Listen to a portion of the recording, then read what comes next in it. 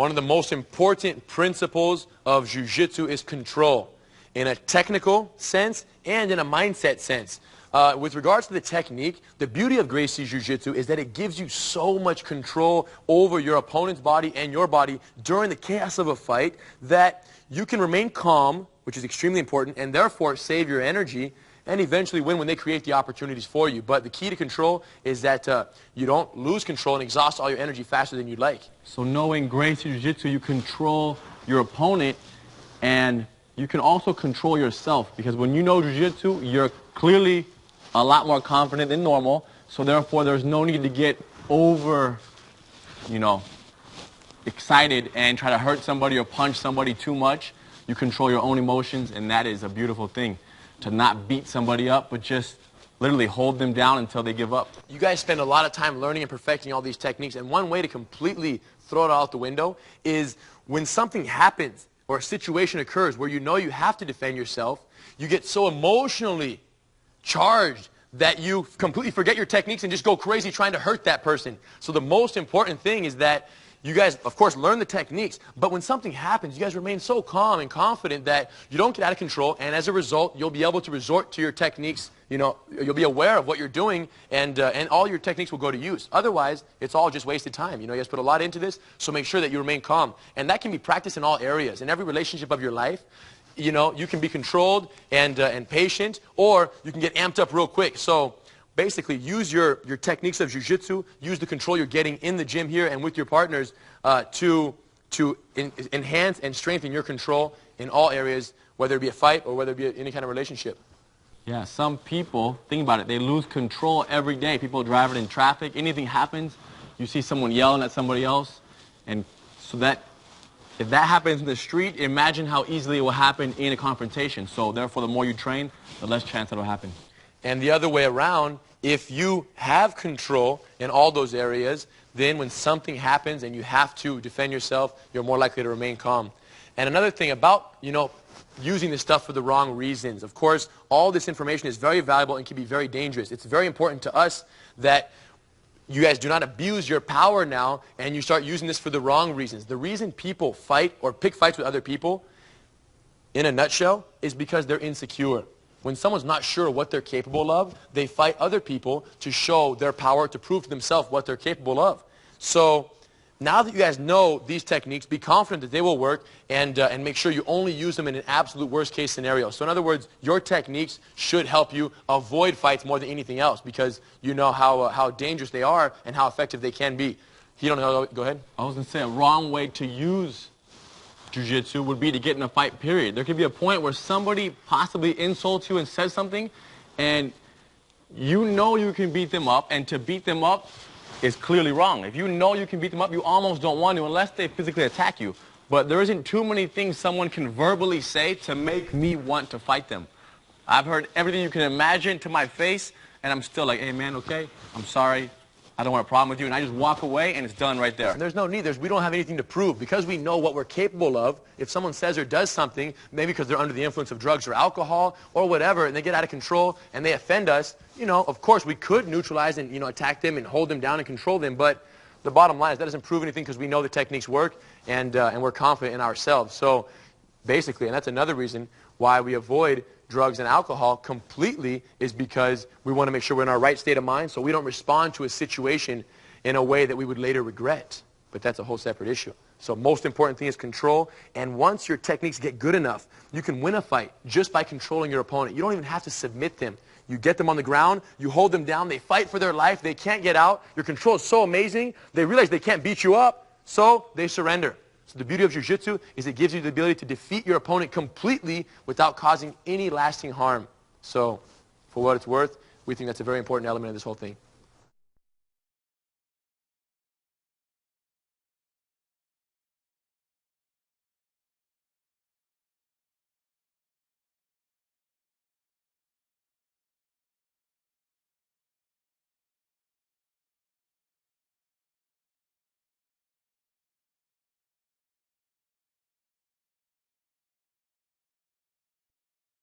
If you ever get in a fight, the last thing you want to do is try to knock somebody out and try to win the fight. Forget winning. Just worry about not losing. Just don't get beat up. Don't get punched. If you ask my grandfather how he defeated those giants that he fought way back in the day, generations ago, he says, I never beat anybody. They lost. So with the techniques of Jiu Jitsu, he positions himself so effectively, lets them exhaust all their energy and lose. And that kind of brings out the essence of Gracie Jiu Jitsu, which is, it's based on, more than anything, a counterattack strategy. We like the idea of letting the opponent attack us, give away his strategy, and then, of course, defending to neutralize that attack, and then waiting while he exhausts, trying to beat us up as much as he can, and then in exhausting all his energy, of course, then we can defeat him with ease. So if you're fighting someone bigger, the only reliable way to defeat them is to force them to exhaust their energy first so that when they run out, you can win them with ease. Because to win them with power and explosiveness is going to be hard if it's not the right time, for sure. This might even happen from the bottom of the fight. So you might even fall underneath somebody, get taken down, and still you have the ability to not get knocked out. And after a minute, 2 minutes, they can barely throw a punch, and that gives you time to do a submission or reverse the position, of course. So the key to success in a street fight is knowing what attacks are likely to come at you. You know, and that's, of course, what the indicators are. Knowing the attacks that are likely to come at you, and then perfecting your ability to very sharply, very precisely respond to them and take advantage of what your opponent gives you. So don't decide that you want to win in an arm lock. Be open to whatever they give you. You don't choose how you want to win. They decide how they lose unknowingly. And then, of course, you take advantage of it with one of these very efficient leverage-based submissions that we've taught you.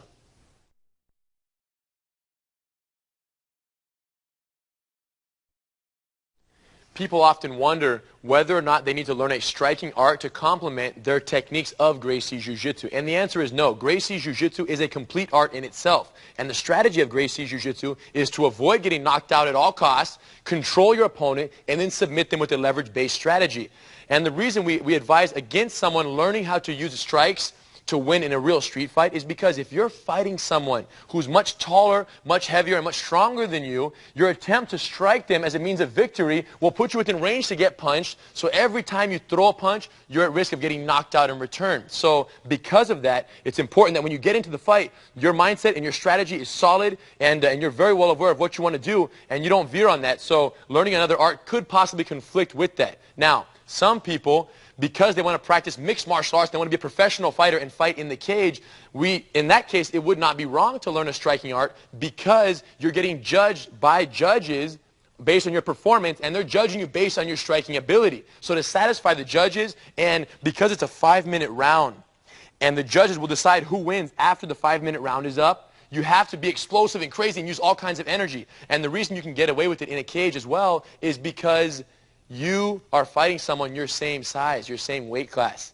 But if you use that same explosive, crazy, very energetic strategy in a street fight against a larger opponent, and you exhaust in 7 minutes because you were trying to knock them out so crazy, you're kind of out of luck because now you have no more energy. There is no judge to save you or give you points for your thrown punches that missed. And now you're going to rely on, of course, your leverage-based techniques of Jiu Jitsu. So we advise you save the energy up front and focus on the techniques. If you go back and you watch the first couple Ultimate Fighting Championships, you see that that's when you really don't need striking, because when the fight goes to the ground, the fight stays on the ground.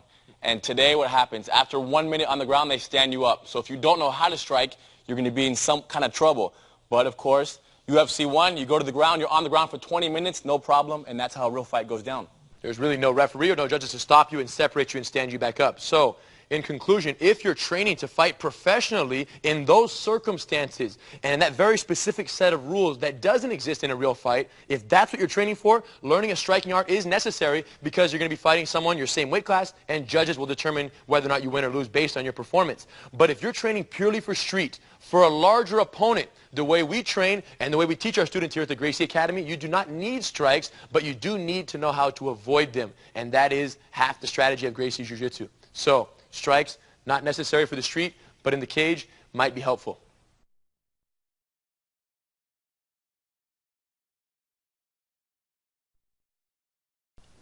Now, as you guys know, Gracie Jiu Jitsu consists of over 600 techniques.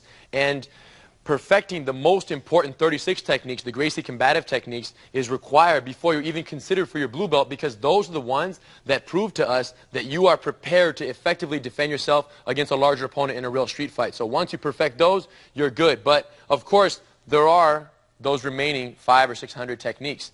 And perfecting all of those is what you will need to do before you're ever considered for your black belt. There's something that we like to talk about, which are the 4 different types of opponents, the 4 levels of opponents you could find in a street fight. A level 1 opponent is this person who is your size or smaller, who doesn't have any knowledge or any training of martial arts or jiu-jitsu. A level 2 opponent is someone who's bigger than you and has no experience, no training. Level 3 opponent is someone your size who knows some jiu-jitsu, who has some training.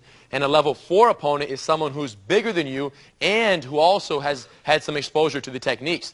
And once you can defeat all of those confidently, a bigger opponent who is well-versed in jiu-jitsu, that's when you're getting close to black belt. Since the goal is a black belt, of course, try to not make the goal a black belt. Too many students are always like, I want to get a black belt, and can I get in 8 years, 6 years, 10 years? Forget about the black belt, and that's the fastest way to get there, number 1. And as you forget about it, not only do you want to learn for yourself to make yourself better in jiu-jitsu, but the more you help people and the more you talk about jiu-jitsu and show examples and try to somewhat teach somebody, that's going to help you grow unbelievably. Part of the reason why we're so comfortable and we're so fluid and so good is because we've been teaching jiu-jitsu since we were 6 years old, 7, 8 years old. So helping even each other. I'll be 6, he's 4, and I'm helping him at 6. I'm 10, I have my own 5-year-old student. So that really helped, and that's why we are. It doesn't matter what point you are at, or what point you are at in your careers, your jiu-jitsu careers. Anytime you have to explain a move or you can explain a move to somebody else, you have to understand that move well enough to do it, but also well enough to break it down for them. So if they can't do it or they have a difficulty and you're able to clarify it for them and help them do it, that shows how deep your understanding is of the technique. So literally with every student that we have here at the Gracie Academy, we learn the technique better and better because it forces us to to formulate our presentation and customize it for each student, making sure everyone can do the move. And that has been kind of the most important thing in our learning process was of course helping the students. So like Hidon said, don't rush to the black belt. That, of course, is just a recognition of your mastery of all the techniques and your ability to defeat practically anyone. But along the way, just focus on the techniques, refinement 100%, and you should be good to go. The Gracie combative techniques in this course that you, of course, have learned are enough to prepare you for a level 2 opponent, someone your size or bigger who has no training in jiu-jitsu. As soon as they have some training or they know the moves as well, you're going to need more techniques to undo their knowledge and, of course, eventually defeat them. And the better you know these techniques, the larger the opponent it will work on. So just learning them for the first time doesn't mean it automatically works against a 600-pound unskilled opponent. Okay, so you learn them, perfect them, and the sharper you get with the execution, the bigger the opponent it works on. And, of course, that is the final goal, to beat a much larger unskilled opponent, but also eventually, once you master that, to be able to defeat someone your size or even bigger who has some exposure to jiu-jitsu. Now, if the person is bigger than you and they know more jiu-jitsu than you and they're sharper and they're better than you, then you have a problem. So perfect your jiu-jitsu to such a level that you can undo or defeat any larger opponent. And to that note, you never stop perfecting it. My grandfather is 94, 95, and he, till today, he'll come to me and say, Hidon, look at this new move right here. Something he kind of not really created a whole new move, but a variation of something. So he always pulls us onto the mat to show us a detail, and that's him at home thinking because he might have one student at 95 years old. So if all of Gracie Jiu-Jitsu is a huge tree, see the Gracie combative techniques as the trunk. The most important techniques that will remain the same and the make it or break it techniques. And then, of course, the tree will continue to grow forever. So make your own tree, but trunk it with the Gracie combative techniques and you're good to go.